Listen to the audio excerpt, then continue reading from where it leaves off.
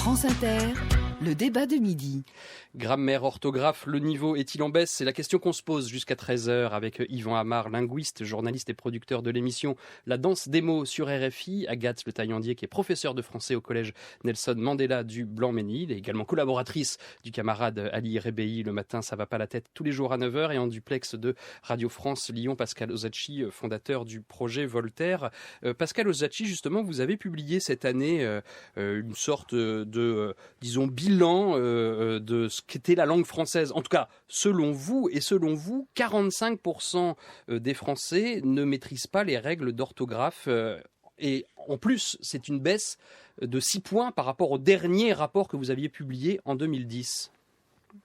Alors oui, pour être précis, déjà je m'appelle Pascal Ozacchi et le baromètre Voltaire qu'on a publié effectivement au mois de juin met en évidence le fait que ce ne sont pas 45% des Français qui maîtrisent la langue, mais plutôt les Français maîtrisent aujourd'hui en 2015 45% des règles de base de la grammaire française.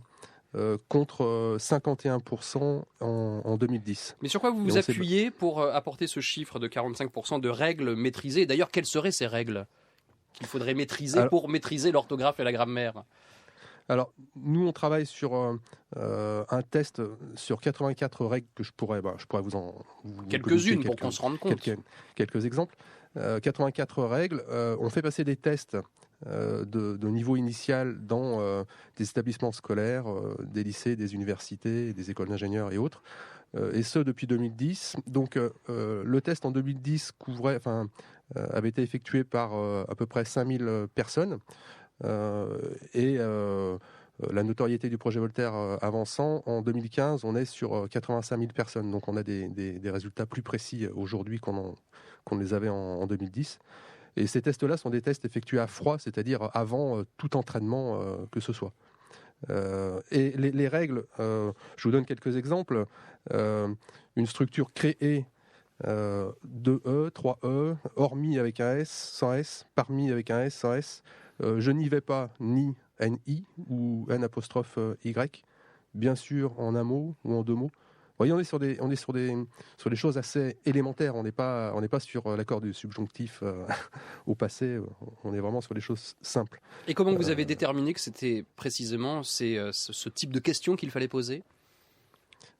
On s'est basé sur tous les retours entreprises qu'on a eus, et on travaille avec un comité d'experts à ce sujet, avec à sa tête Bruno De Waal, champion du monde d'orthographe. On sera en ligne avec lui tout à l'heure. D'accord. Donc on se base sur les fautes qui sont commises dans des communications par mail courantes en entreprise.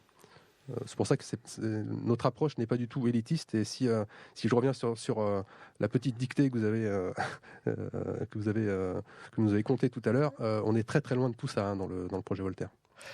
Vous êtes Agathe Le Taillandier, professeur de français. Les professeurs de français sont les premiers à dire au secours, le niveau baisse. Comment ça se traduit réellement dans votre classe au quotidien? Enfin, dans vos classes, parce que j'imagine que vous en avez plusieurs. C'est drôle, quand j'ai commencé à enseigner, je suis arrivée avec beaucoup d'illusions peut-être, c'est pas le bon terme, mais j'ai dit, moi je veux 0 faute à la fin de l'année, donc je vais mettre en place des ateliers d'orthographe extrêmement réguliers, un travail de groupe, voilà. J'ai assez vite compris en fait que le vrai problème, c'est l'apprentissage de l'orthographe par les enseignants. C'est-à-dire qu'en fait, souvent, les règles d'orthographe et de grammaire sont apprises par cœur. Ils arrivent du primaire en 6e et pendant tout le collège, avec des espèces de litanies dans la tête, de règles apprises par cœur, qui répètent souvent avec une espèce de musicalité, qui montre qu'en fait, ils ne comprennent pas du tout ce qu'ils disent. Donc moi, mon travail vraiment au quotidien, c'est de revenir, en fait, de réinvestir l'orthographe et la grammaire par le sens, pour que les élèves comprennent que c'est pas simplement des choses qu'on applique bêtement et par cœur, mais c'est des choses qui construisent, qui façonnent la langue et qui donc créent un rapport particulier aussi au langage. En même temps, il y a aussi ce rapport du par cœur un peu idiot, genou, caillou, hibou, etc. On est bien obligé de l'apprendre par cœur, sinon on ne le sait pas. Ouais, je pense qu'il vient vraiment dans un second temps, en fait, le par cœur. Il vient quand la règle a été expliquée, appréhendée par l'élève et investie par l'élève, à travers plein d'exercices dont on pourra parler pendant l'émission, bien sûr. Bon, comment vous expliquez le fait qu'il faut un X à genou et pas un S ? Non, mais c'est pas. Mais on reviendra plus en détail, je pense vraiment sur une méthode d'apprentissage du français qui passe par la réflexion de l'élève et non pas justement par le par cœur. Yvan Amar. Ce qui est bien avec le genou, c'est que ça ne s'explique pas pourquoi il y a un X ou pas. Et il faut bien intégrer le fait que tout ça est totalement illogique. Mais je suis très content, Agathe, de vous entendre dire que pour écrire sans faire de faute, entre guillemets, il faut savoir de quoi on parle. Et que l'un des problèmes, de temps en temps, pour essayer d'évaluer la baisse de niveau ou pas, et c'est vrai que la baisse, elle est attestée maintenant, mais on se base toujours sur un certain nombre d'exercices, dont la dictée. La dictée est un exercice très particulier, et ça serait bien difficile de dire telle personne fait tant de fautes à une dictée, donc il ne maîtrise pas les règles. Parce que si on écrit différemment, si on écrit un texte qu'on produit avec un sens qu'on veut donner, si je vous parle à vous et que j'écris ce que je veux vous dire, c'est tout à fait différent du fait que vous me disiez quelque chose que je n'ai jamais entendu et à quoi je peux rien comprendre du tout. Écrire sans faute des choses qu'on ne comprend pas, c'est presque impossible, vous voyez. Donc, il faut bien faire la part des choses entre une langue qu'on produit, avec un sens qu'on produit et qu'on écrit le mieux possible, et puis des phrases qu'on entend et qu'on ne comprend pas très bien. Et là, en effet, c'est assez logique qu'on fasse des fautes si on ne comprend pas de quoi il s'agit. Sur franceinter.fr, ces messages qui nous arrivent, et Nora qui nous dit « Il est vrai que les personnes âgées, par exemple, qui ont fait beaucoup moins d'études qu'on en fait actuellement, ont bien souvent un meilleur niveau d'orthographe que les générations suivantes. » Monique qui dit nombreuses fautes de langage, y compris chez les journalistes et les intellectuels invités. Ah là là, les journalistes et les intellectuels. Il y a beaucoup moins de fautes d'orthographe à la radio. C'est l'avantage de ce média. Eh bien justement, Ursula sur Twitter, le débat de midi, nous dit « Et les fautes à l'oral qui écorchent les oreilles ». C'est vrai qu'on peut aussi en faire, par exemple, des fautes quand nous sommes à l'oral. Ça peut arriver, malheureusement, dans le feu de la conversation.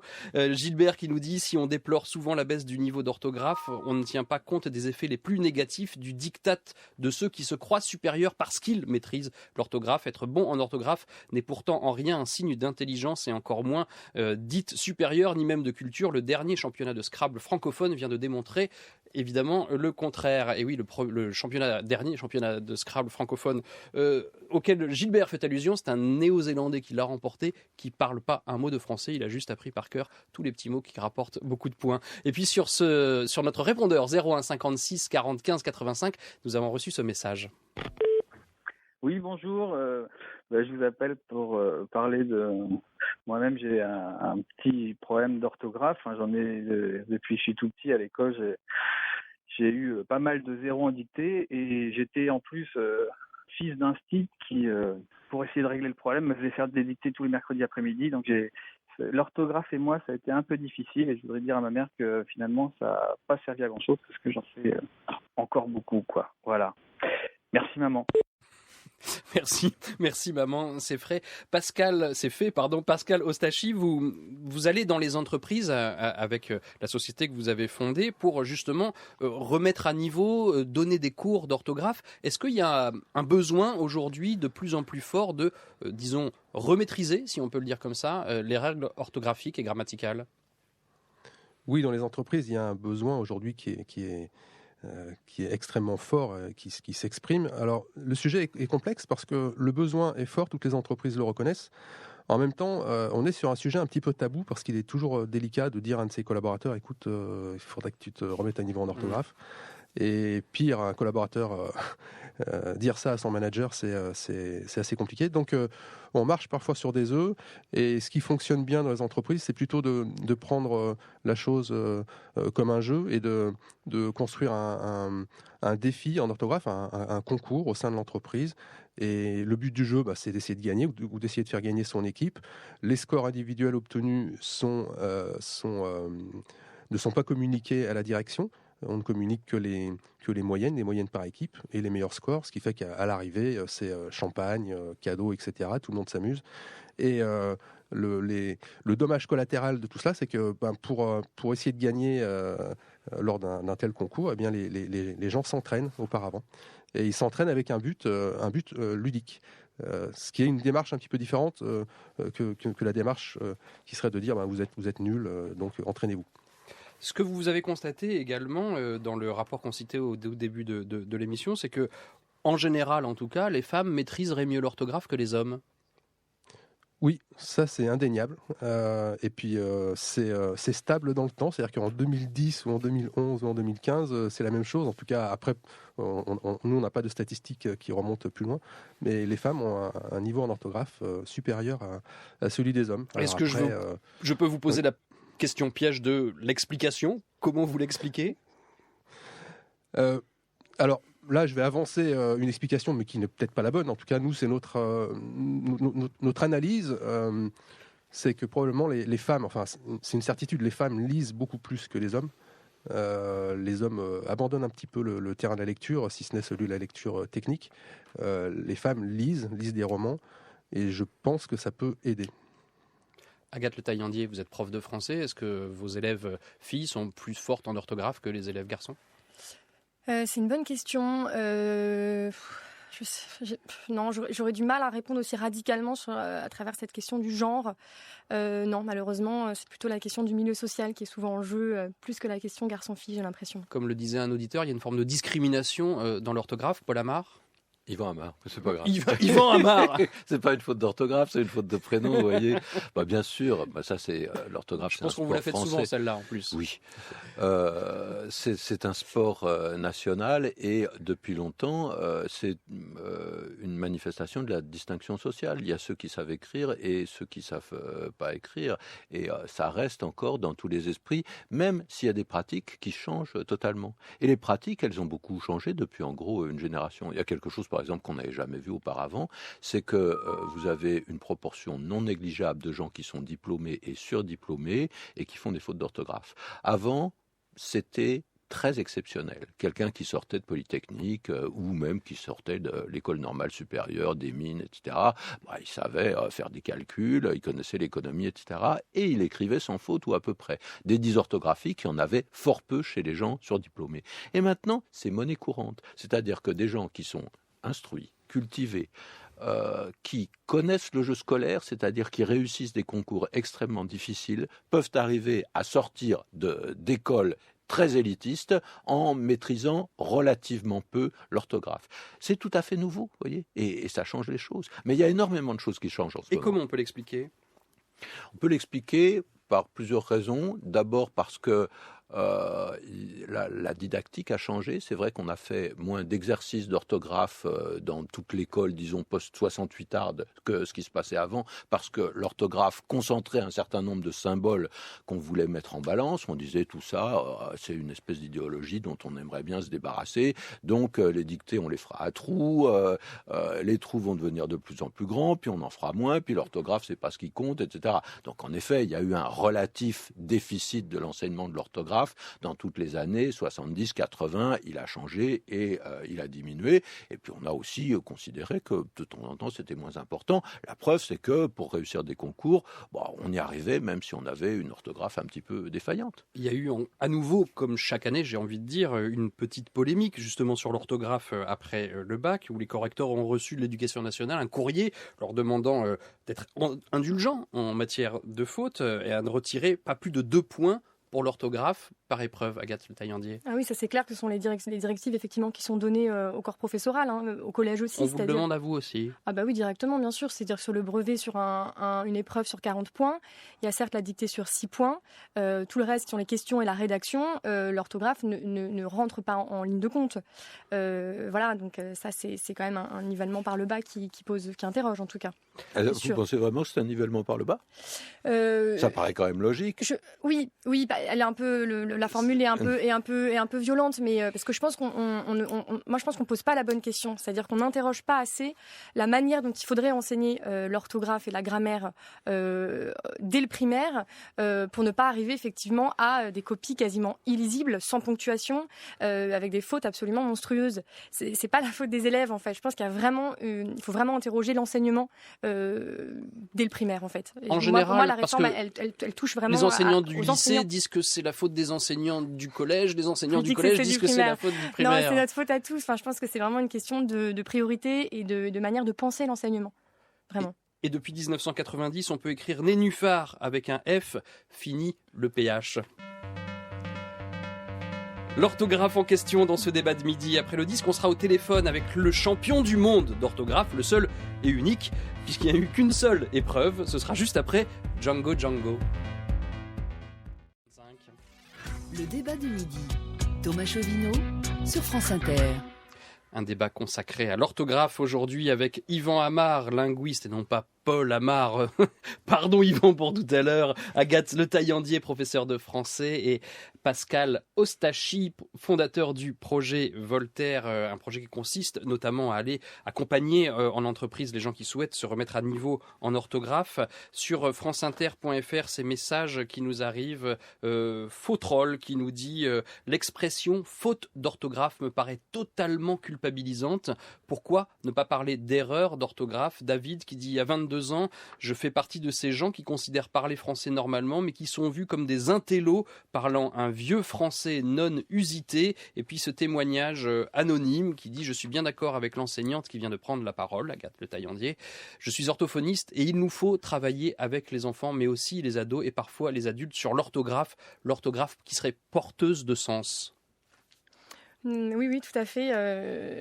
Effectivement, oui. Enfin, revenir au sens, alors, ça demande du temps, en fait. C'est ça, quand je disais tout à l'heure, la question des priorités, c'est que ça demande beaucoup plus de temps de revenir à l'étymologie d'un mot, de revenir, par exemple, à la construction du futur, qui, chez les Gaulois, en fait, était composé, le verbe avoir et un verbe à l'infinitif. Du coup, ça donne aujourd'hui le futur avec la terminaison qui, en fait, est l'équivalent du verbe avoir.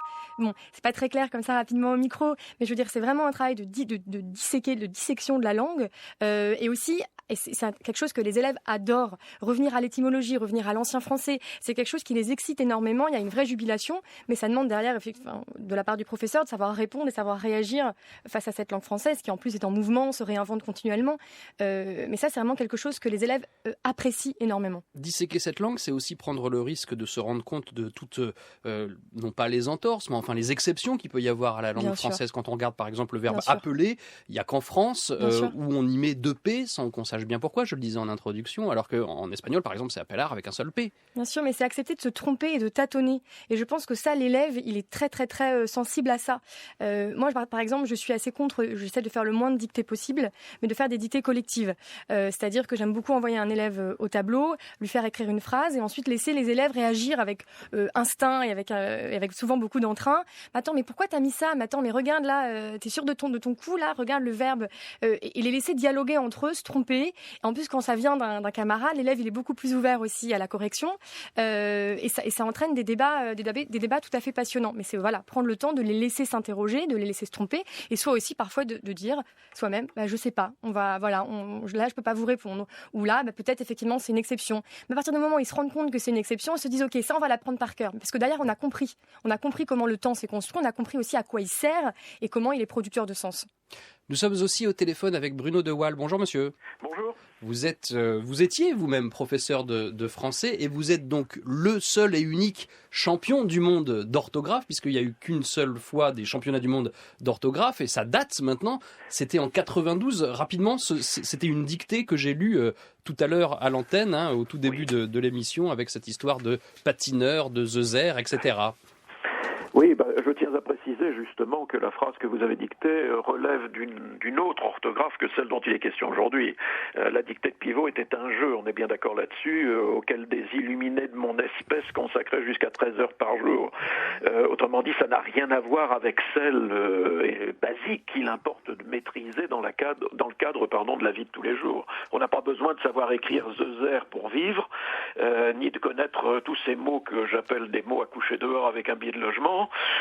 Quant à la règle de l'accord du participe passé, suivi d'un infinitif, elle a été simplifiée depuis. Et donc, dans tous les cas, on pourrait aujourd'hui laisser le participe passé que vous avez cité tout à l'heure invariable. Alors, des choses ont changé depuis la finale de 92. Mais justement, qu'est-ce qu'on aurait aujourd'hui, selon vous, besoin de savoir? Est-ce qu'il existe une sorte de règle de base qu'il faudrait que tout le monde maîtrise? Alors je crois que c'est l'orthographe grammaticale qu'il importerait non pas de remettre à l'honneur. Hein. Je pense que je vais tout à fait dans le sens de ce qui a été dit jusqu'à présent. Le problème, je crois, c'est que tout simplement l'orthographe n'est plus une priorité de l'éducation nationale. Alors bien entendu, on ne cesse de nous répéter que la connaissance de la langue est une absolue nécessité pour le citoyen d'aujourd'hui, mais les actes ne suivent pas, et ce que l'on constate sur le terrain, c'est une réduction constante du temps consacré à l'apprentissage de la langue. Moi, je pense que effectivement, ce qui est un petit peu gênant et ce qui est, je dirais, mis en évidence par le projet Voltaire dont il a été question tout à l'heure, c'est la méconnaissance des mécanismes les plus élémentaires, distinction entre infinitif et participe, entre possessif et démonstratif, la connaissance des conjugaisons. Oui, mais je sais que j'ai l'impression d'être un peu l'avocat du diable qui viendrait gratter, mais après tout, on pourrait aussi se poser la question dans ce sens-là. Qu'est-ce que ça peut faire de distinguer l'infinitif d'un participe passé, Bruno de Waal ? Parce que il me semble que pour la construction de la phrase, c'est quand même fondamental. J'ai entendu dire tout à l'heure, je crois que c'était un auditeur qui intervenait, que l'orthographe n'a jamais été une preuve d'intelligence. Bon, très certainement, je souscris. Je pense que l'orthographe est beaucoup plus importante parce qu'elle témoigne d'un niveau d'attention, d'un niveau de rigueur. Je pense que soigner son message à l'époque qui est la nôtre et faire en sorte d'ailleurs que ce message soit le plus clair possible pour l'interlocuteur, c'est une gymnastique de l'esprit qui me paraît utile à l'époque qui est la nôtre. Indépendamment naturellement de tout ce que l'on pourrait dire sur l'arbitraire de certaines règles, sur la subjectivité, sur le fait que les règles d'aujourd'hui sont en réalité des erreurs qui ont été en quelque sorte sanctifiées par la tradition, tout cela est vrai.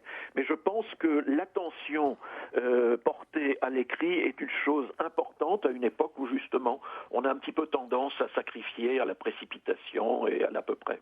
Alors sans décourager Agathe Taillandier qui est jeune professeur de français, vous qui êtes ancien professeur de français, oui, depuis peu. J'ai lu une interview de vous dans la presse où vous disiez, je vous cite, « J'avais l'ambition de faire aimer la littérature, la langue française, j'ai abandonné quelques-unes de mes illusions dans la transmission du savoir. » Quelques-unes seulement, parce qu'effectivement, on s'aperçoit aujourd'hui qu'on n'est plus toujours dans une logique de transmission du savoir, quand justement on se heurte à de telles difficultés de compréhension. J'entendais ma collègue tout à l'heure parler de copies presque illisibles au baccalauréat, et sans d'ailleurs que cela entraîne de véritables sanctions, puisque vous faisiez allusion à ce courrier, à ces instructions récentes qui portaient sur le barème. Vous savez, ça fait très très longtemps que c'est le cas. On en a beaucoup parlé en juin dernier, mais pour moi, ça fait 15-20 ans que finalement, nous sommes dans cette logique-là. Alors effectivement, quand on est en proie à de telles difficultés de compréhension, je dirais que la littérature, elle souffre. On doit expliquer des textes sans toujours que les élèves les comprennent. Et je pense que l'orthographe, la grammaire ont un rôle à jouer là-dedans, bien avant d'interpréter, si vous voulez, les choses. Zezer tacheté de bleu, vous l'écrivez comment déjà ? Zezer, c'est un papillon nocturne, Z-E-U, Z-E, accent grave, R-E-S. Et ce qu'il fallait savoir, c'est que c'était un mot féminin, donc tacheté et E-S. Et naturellement, se garder de mettre un accent circonflexe sur le A pour ne pas confondre la tâche et la tâche. Mais ça, c'est, je dirais, de l'ordre de la routine pour les compétiteurs. Merci Bruno de Waal d'avoir été au téléphone avec nous. Un récent sondage de cet hiver liste les fautes qui agaceraient le plus. Alors 36% sont très irrités des Français donc par les accords, 30% par l'oubli des accords de genre, par exemple, en tout cas une octave, un tentacule, un pétale, etc. Les liaisons dangereuses font également partie du trio de tête des fautes les plus détestées, mais tout ça pour dire que il me semble, Yvan Amar, qu'il y a une sorte d'attachement viscéral à l'orthographe. On dit souvent à propos d'une faute, ça me hérisse le poil de t'entendre parler comme cela. C'est vrai que ça vous hérisse quand vous avez toujours vu un nénuphar écrit PH et tout d'un coup que vous le voyez F. Même mais si c'est une faute aujourd'hui. Alors maintenant on peut faire les deux et de toute façon le PH était, non pas une faute, mais une erreur de départ puisqu'on avait imaginé que l'étymologie de nénuphar aurait été grecque et qu'il fallait en rendre compte avec un PH alors que c'était pas vrai du tout et que ça venait pas du grec. Mais comme je vous le disais tout à l'heure, j'ai vraiment l'impression qu'on est à une jonction. Il y a 20 ou 25 ans, on nous disait à l'envi, de plus en plus, c'est fini avec la galaxie Gutenberg, maintenant on n'est plus dans la civilisation de l'écrit, on est dans la civilisation de l'image. C'est en fait complètement faux, on ne pouvait pas l'anticiper il y a 30 ans, mais on écrit infiniment plus aujourd'hui qu'auparavant, on écrit tout le temps. Et la plupart du temps, on se met à écrire sur des claviers de téléphone ou d'ordinateur. Et ces appareils qui sont derrière les claviers ont des correcteurs d'orthographe qui sont assez performants, qui seront encore beaucoup plus d'ici quelques années, qui font des erreurs, bien sûr. Si vous dites « Oh, vous êtes mon héros », le correcteur ne peut pas savoir si c'est héros AULT ou héros OS. Mon correcteur orthographique est un con. Il ne se fait pas la différence, par exemple, entre le Pinot d'Alsace et le Pinot des Charentes. Ce qui est quand même la moi base. Non plus, je vous l'avouerai, ou assez mal. OT-EAU. Bon. Mais si vous voulez, de plus en plus, on va avoir presque deux types d'écriture. Une écriture au clavier, qui va être à 95% corrigée par le correcteur, qui se trompe sur un certain nombre de choses, mais qui se trompe relativement peu, même s'il anticipe sur ce que vous voulez dire et que ce n'est pas toujours ça que vous voulez dire. D'un autre côté, on aura une orthographe à la main, et une écriture à la main, qui de plus en plus va devenir une écriture privée pour des gens qu'on connaît très bien, et la plupart du temps pour soi, quand on veut se rappeler quelque chose, quand on veut prendre des notes. Ça fait donc deux écritures différentes, une qui va être corrigée mécaniquement, et l'autre qui va être laissé à la disposition du scripteur. Alors en effet, qu'est-ce que ça veut dire ? Probablement qu'il faut changer la façon d'enseigner l'orthographe et qu'il faut tenir compte du fait que, on connaît tous la graphie des SMS, des textos où on dit « j'ai perdu ma montre » et on écrit « j'ai ». Alors, c'est vrai que ça n'aide pas à maîtriser l'orthographe, mais en même temps, ça aiguillonne incroyablement l'élève ou le jeune homme ou la jeune fille ou le vieux, peu importe, qui écrit tout ça, parce qu'il apprend à jongler avec l'orthographe et avec les mots. Il faut inventer, et moi j'ai pas de solution, j'ai un peu pensé, mais il faut essayer d'inventer des nouveaux exercices d'orthographe qui tiennent compte de cette agilité de l'esprit des scripteurs, vous voyez ? En tout cas, ce que vous dites, Yvon Amar, c'est qu'aujourd'hui, alors qu'on avait prévu finalement la fin de l'écrit et la fin de l'orthographe, on est en plein dedans, et notamment à cause des emails, ce qui fait que le projet Voltaire existe. Pascal Ostachi, vous qui vous rendez donc dans les entreprises pour retravailler l'orthographe. Oui, je confirme tout à fait. On n'a jamais autant écrit qu'aujourd'hui, et autant dans la sphère privée que dans la sphère professionnelle. Dans la sphère privée, on voit bien les jeunes générations, surtout, écrivent tous les jours, tout le temps, sans arrêt. Alors, par rapport au correcteur orthographique, oui, il existe, il est branché, mais malgré tout, il n'empêche pas de voir tout ce qu'on voit notamment sur Facebook ou ailleurs, où malgré le correcteur orthographique, on voit des choses qui sont un petit peu bizarres. Pour revenir aux entreprises, oui, on écrit énormément. Il y a encore une vingtaine d'années, 20-25 ans, Internet n'existait pas, les mails, les emails encore moins. Et il y avait souvent un secrétaire ou une secrétaire qui était là pour centraliser la tâche de rédiger ou de relire les courriers. Et on écrivait finalement assez peu. On téléphonait beaucoup, on écrivait assez peu. Aujourd'hui, c'est vrai qu'on écrit tous azimuts, tout le temps. Et même Kim Kardashian a proposé pas plus tard que samedi dernier de pouvoir corriger ses fautes d'orthographe sur Twitter plutôt que de supprimer le tweet. Elle demande à pouvoir réécrire le tweet, parce que même en 140 signes, parfois, on fait des fautes. Faudra-t-il un jour réformer l'orthographe ? C'est notre question avec trois invités aujourd'hui. Yvon Amar, linguiste, Agathe Le Taillandier, professeur de français, et Pascal Ostachi, fondateur du projet Voltaire. Et nous sommes ensemble jusqu'à 13h. Et ces petites notes de musique que vous entendez sont celles d'Étienne Dao.